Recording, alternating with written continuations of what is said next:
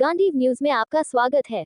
आइए नजर डालते हैं आज की प्रमुख खबरों पर। बने रहिए हमारे साथ और पाए अपने क्षेत्र के प्रमुख समाचार। कुशलगढ़ के मंच से निकली बड़ी बात, षड्यंत्र रचकर जनजाति समाज को किया जा रहा है हिंदुओं से अलग। कुशलगढ़ में आज दशहरा मैदान में जनजाति महासम्मेलन का आयोजन जनजाति सुरक्षा मंच की ओर से किया गया। सुबह से ही लोग दशहरा मैदान में एकत्रित होने लगे और कार्यक्रम में डॉक्टर बंशीलाल कटारा ने मुख्य वक्ता के रूप में सम्मेलन को संबोधित किया। मुख्य अतिथि डॉक्टर नारायण लाल निनामा, संत नरसिंह गिरी महाराज समेत अनेक वक्ताओं द्वारा जनजाति महासम्मेलन को संबोधित कर लोगों को धर्मांतरण रोकने का आह्वान किया। कार्यक्रम में सुरक्षा मंच के विजय सिंह देवदा, धुलेश्वर भाई, जालू सिंह, कालू सिंह देवता, विलजी भाई ने संबोधित किया। कार्यक्रम में गणमान्य नागरिकों में पूर्व संसदीय सचिव भीमा भाई डामोर, कुशलगढ़ पंचायत समिति प्रधान कान्हिंग रावत, मनफूल जी कोठारी, कुशलगढ़ नगर पालिका उपाध्यक्ष नितेश बैरागी, मधुसूदन व्यास सहित अनेक संत और भक्त उपस्थित थे।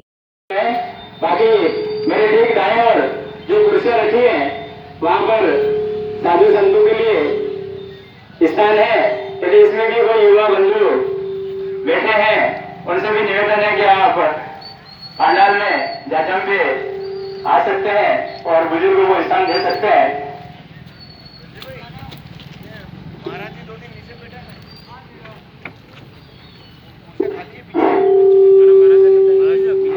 महाराज जी आपसे थोड़ा सा निवेदन है।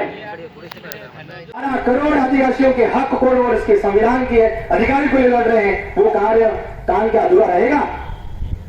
कोई संचय है क्या? नहीं। भगवान श्री राम ने जैसा कार्य किया था धर्म के लिए, एक ही वचन में पूरा साम्राज्य छोड़ के चले गए थे, और आप और हमको तो सुरक्षा मंच ने 3 घंटे के लिए बुलाया खाली। साथियों, यहां हमारी बात चालू होती है कि जनजाति सुरक्षा मंच क्या है, क्या करने के लिए गठन किया गया है। पहले हम जान तो लें कि जरूरत क्यों पड़ी है। साथियों, जब संविधान सभा में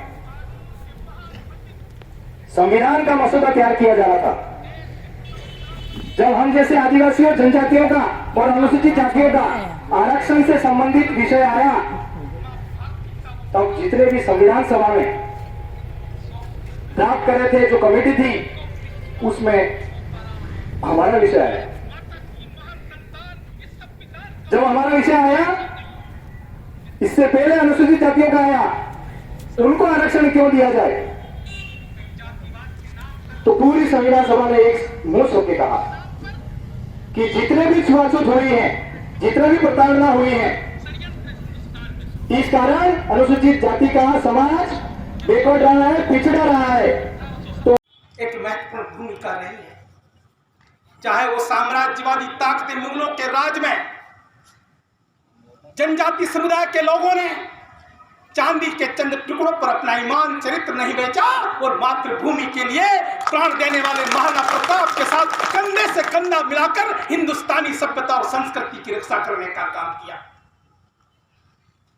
1847 से लेकर 1857 से लेकर 1947 तक स्वाधीनता संग्राम की महान योद्धा की लड़ाई में पूरे हिंदुस्तान में जनजाति समाज के बंधुओं ने सर पर केसरिया बांधकर कोटि कोटि भारत के जनता की सेवा की थी और हिंदुस्तानी सभ्यता और संस्कृति को बचाने में एक महत्वपूर्ण भूमिका निभाई है।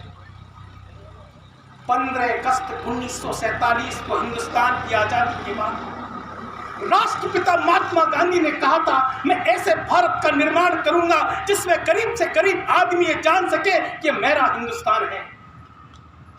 तो मित्रों, स्वाधीन भारत के बाद में देश का दुर्भाग्य रहा। 26 नवंबर 1949 को कानून के महान पंडित डॉक्टर B.R. अम्बेडकर ने इस देश के प्रथम प्रधानमंत्री पंडित जवाहरलाल जी नेहरू और देश के प्रथम राष्ट्रपति डॉक्टर राजेंद्र प्रसाद के हाथों मां भारती का वो महान संविधान सौंपते हुए कहा था, मुझको विश्वास नहीं हो पा रहा है कि भारत माता की महान संतान इस संविधान का पालन कर पाएगी या नहीं। मित्रों, शायद बाबा साहब की वो संकल्पनाएं साबित कहीं जातिवाद के नाम पर, कहीं क्षेत्रवाद के नाम पर, कहीं धर्मवाद के नाम पर मां भारती के आंचल को टुकड़े टुकड़े करने का काम का षड्यंत्र हिंदुस्तान में शुरू हुआ। जिस जनजाति के लोगों ने 1857 से लेकर 1947 तक स्वाधीनता संग्राम के महान योद्धा की लड़ाई में महत्वपूर्ण भूमिका निभाई थी, देश के संविधान लिखने वाले लोगों के मन में एक शिका थी कि देश की आजादी में इन कौम का बहुत महत्वपूर्ण योगदान रहा है। ये जंगलों में रहते हैं, समाज की मुख्य धारा से नहीं जुड़ पाए हैं, आवागमन के साधन नहीं है, इनको रिजर्वेशन का है, वो सनातनी संस्कृति का पालक है। और हमारा जो ब्रह्मास्त्र है वो ब्रह्मास्त्र कौन सा रहेगा? 392 धारा अगर वहां से संसद जो पास होगी, राष्ट्रपति के वो जो उनका हस्ताक्षर हो गए और वो अगर यहाँ आदि मान्यता मिल गई तो हमारा धर्म बच जाएगा, हमारी संस्कृति बच जाएगी, हमारे गए हुए भाई भटक गए वो भी अब आ जाएंगे। वो कहाँ जाएंगे? उनको भी अपने घर ही आना है। हम वर्ग भेद की बात नहीं करते, हम समाज विचार की बात नहीं करते, लेकिन हमारे इलाके में जो हमारे जो वर्ग भेद कर रखा है वो सामने वाले कर रखा है, हमारा फायदा उठाना और हमारे सामने हमारे को फिर तुच्छ दृष्टि से देखना, ऐसा नहीं चलेगा।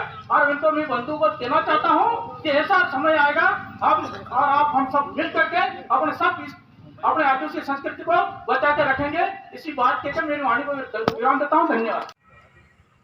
कभी ऐसा नहीं होगा, कभी ऐसा नहीं होगा, हमारे धर्म और ईमान का सौदा भी नहीं होगा। हम सनातन धर्म को मानने वाले लोग हैं, सनातन धर्म को मानेंगे।